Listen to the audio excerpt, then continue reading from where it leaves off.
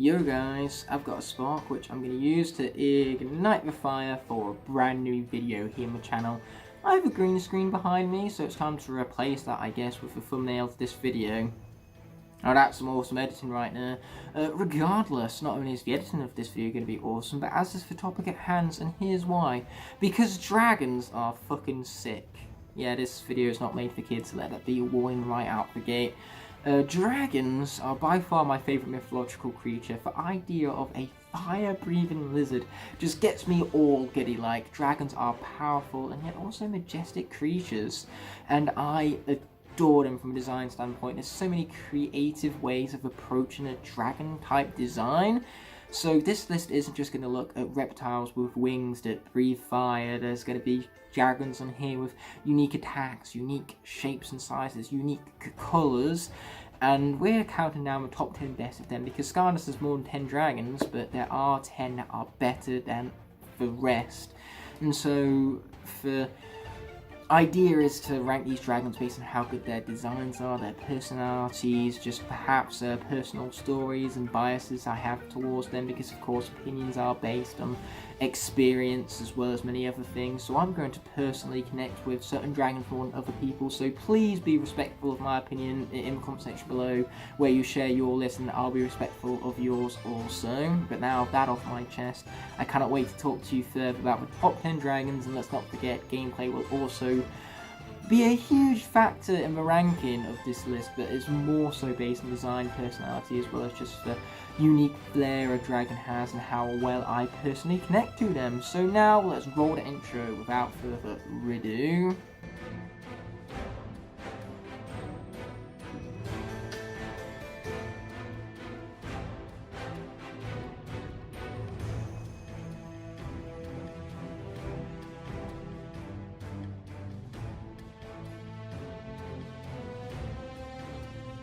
Kicking us off at number 10 is going to be Whirlwind, a dragon which I have grown to like more and more every single time I place her on the portal.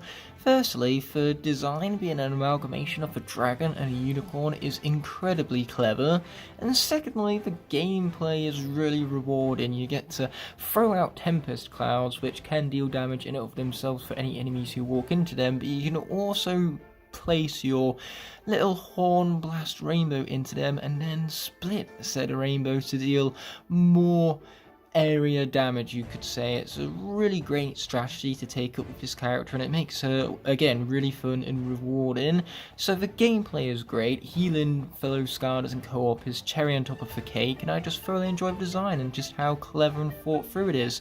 Plus her personality is really cool and memorable, so what's not to love about Whirlwind is the true question we should be asking ourselves, hence the number 10 placement on the list, mind you. Now number 9 on the list is Spyro, getting a placement by default because of the history behind this character. He started as a trilogy of games for PlayStation 1 and slowly but surely grew into a very heavy-hitting gaming icon that really defined the childhood of many gamers to this day. He was used, unfortunately, as nothing more than a marketing ploy when Spyro's Adventure came out, because of course the game was named after him, despite him having very little role within the story, also that then they could cash in on a pre-created audience of Spyro fans, or pre-existing I should say, audience-wise. But the character is so much more than just his history. Firstly, I never would have known about those PlayStation 1 games if not for this character, so therefore the rubbish about the marketing is kind of compensated for by that. And secondly, when it comes to his design, there's just sharp and contrasting details. The purple and the orange look really cool together, and there's a fine detail on the wings, really great for a starter pack character, and the posing is just really intimidating and quite classic too. I love how it curls around and the textures nice and sharp as you rub your hand along his spines towards the backs, that is.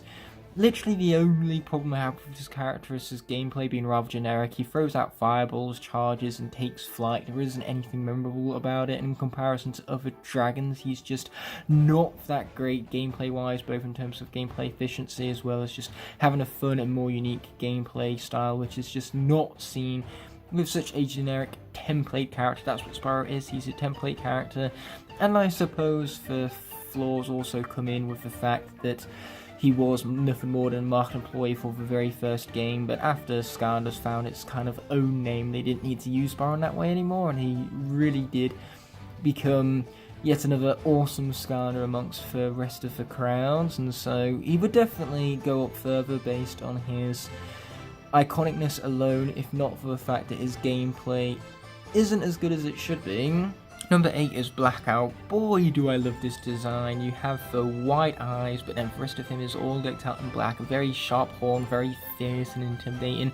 And it's all gargoyle-like too, really suiting for the dark element, because you also get those little strands of colour in there, those little sparkles to just truly make him look like a figure of the dark. And it's great. The gameplay too is also really great. He's called Blackout for a reason. He will black out your enemy's sights and senses to all capabilities, because he can just create black holes, he can cause teleportation portals that trap enemies in an infinite loop of destruction, plus his attacks flow together very well to make him fast paced, and I love the fact that you can just jump up and create an aura of damage below you. It's a very effective gameplay palette that's unique and incredibly memorable. He is problematic in the fact that there are glitches and trap team that render him useless, because defeating an enemy whilst they're teleporting through your different portals makes them invincible and can softlock certain elements, certain areas I should say, of the game where you need to defeat all the enemies to advance. So yes, he's a very problematic character, and the gameplay isn't as fun as other dragons once again, but that doesn't take away from the epic design and the uniqueness within the gameplay, hence number 8 on the list right here. For number 7 here, I have Spotlight, who is the pinnacle of excellent texturing and detail. First of all, having little rings in her wings is, first of all, a bit of a mouthful to say, but second of all, so cool texturally wise. Then there's also the little sharp edges her wings have. It's a very unique design, it's very memorable, very standout. She also sparkles quite literally, making for a very sharp contrast. The light logo on her head and a base that's just really sharp and sun-like, blends very well with her element very well, so she is definitely a light dragon through and through, but the gameplay makes her so beastly. Her laser deals dumb stupid damage, and better yet, you can circle around enemies using a ring, or you can attach a ring to enemies and that will make you deal more damage, or you can trap them in a light aura where beaming that will create little ghosts of spotlight that deal increased damage to enemies. Everything flows together very well, makes her over more annihilative, so she's a beast gameplay wise. Her figurine is one of the greatest, and it stands to reason why the figurine is just so admirable and rare, and that comes with good reason. I love this character, and that just goes to show you how great the Dragon Cast and Skylanders is, because we're only at number 7 here, and already we've came across a character that's a beast in the game, has an excellent figure. It's just a character that I can't really flaw, besides the personality not really having anything to write home about. What's this? At number 6 we have a fan favourite, Camo. Well, I love him, and it's easy to see why he's a fan favourite. He really rewards spacing, and the fact that if you can keep the perfect distance from enemies, your firecracker vines will be the most effective, or you can shield yourself with your watermelons that are flung all around you for massive damage. And then his primary attack is made for spamming, and it can push back enemies, so then they're at a more perfect distance for the firecracker vines. Either way, Camo's gameplay is rewarding, really unique, and very overpowering, especially his Thornhorn version, where the wow pow makes it so you get explosive pumpkins in either his watermelon explosion or his firecracker vines, and you just cause a wave of exploding fruit that annihilates everything in its path. Plus, the figurine is excellent. The leaves along his back are really detailed. The textures are really fun to rub your hands along. The yellow, green and red colours just contrast each other very sharply to make this a standout figurine on the shelf. So ultimately there are very few flaws about this character. He's just not as good as the other dragons coming up, and his design does go a bit more on the generic side dragon wise. Sure, he doesn't have wings, which again makes him unique, and I love the attention to detail, but in comparison to other dragons on the list, like for example Firecracker, that's why Camo doesn't hold a candle to the magnificent design you see before you. He takes colour contrast into a whole new level, because for blues, for reds and the yellows, they're just so sharp, vivid, and they really stand out on the shelf. Then there's a excellent attention to detail in both his armor pads and how they're textured too. Once again, it's a very fun figure to rub your hands along. I love how the tail wraps around and really makes him a bounce like Skylander. Plus, you combine that with his tongue sticking out and you get a really great sense of personality from a figurine alone. You really get to see his wild side, and that's brought about through the personality in the gameplay to make him a really memorable character that you love interacting with.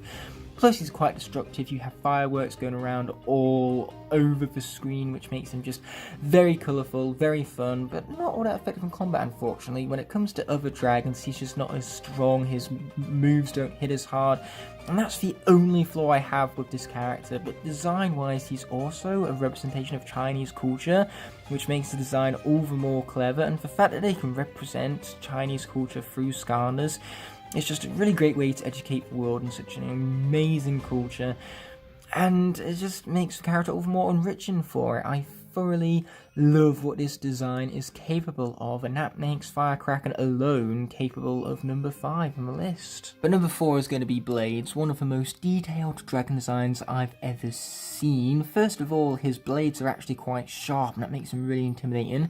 Having a sword for a tail is very unique and very memorable, but his armor, the blue and silver contrast, is sharp. It really stands out on the shelf, and I thoroughly love the design. Just a dragon and a knight amalgamated together, and the irony that creates, because it would often be knights that slay dragons.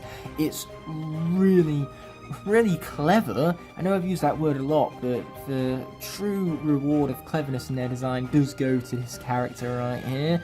And gameplay wise, he's practically perfect. His moves flow together phenomenally, and you can't just spam the primary attack button to win. You need to combine it with his tornado or his knives in order to either launch knives at enemies or create a tornado of knives that can follow you around as you deal more primary damage, and that links well into his jumping attack after a combo.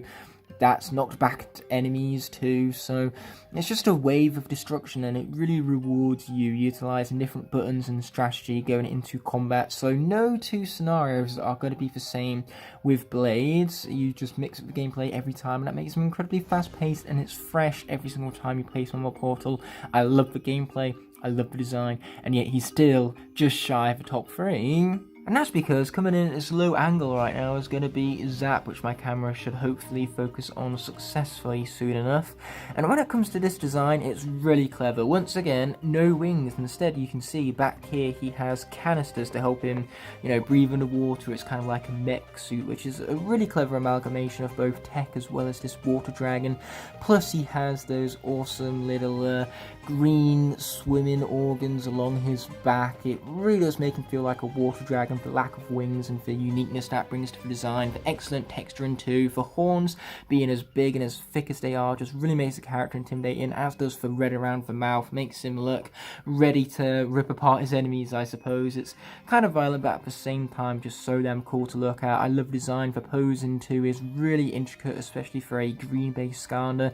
And the moves flow together with the gameplay very, very well. The fact that you can create a seaside slide to just dash forward, that alone is fast paced, but then you can electrocute it too, or send out just waves of projectiles at enemies. You can maintain your distance and still deal huge chunks of damage, but outside of that, the gameplay isn't anything to write home about, I must admit. That's what drops him down a few slots for me.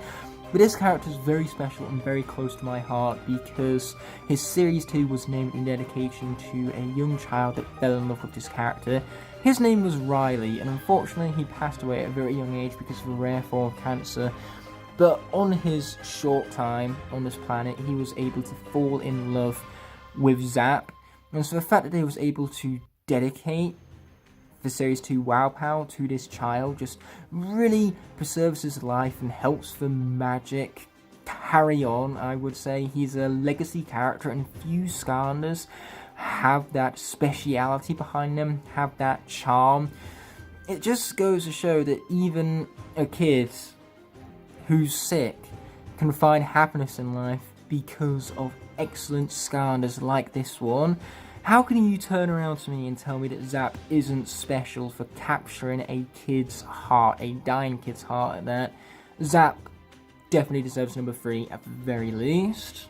But that doesn't mean I can deny my girl Flashwing number 2 on the list right here. I love this design. There's lots of really contrasting colours to make her stand out, but to avoid being like a broken record right here, to quickly go over the textures, the fact that her wings are made of gems is incredibly unique. No other dragons are like it even, and I just love how this figurine looks. There's a rather great big beauty behind it, and they really take advantage of that through the character's gameplay as well, and her backstory also. There's just such a sheer beauty to both the figurine, the colours, the in-game counterpart that is incredibly overpowered. Her shards are so fast-paced to use, not to mention you can fire the shards off at walls, and then whenever you use your primary attack out of those wall crystals, further shards will be launched, so you can set up traps for enemies, like they might be shielded in front of you, but because they have wall shards behind them, as you initiate your primary attack, those crystals on the walls will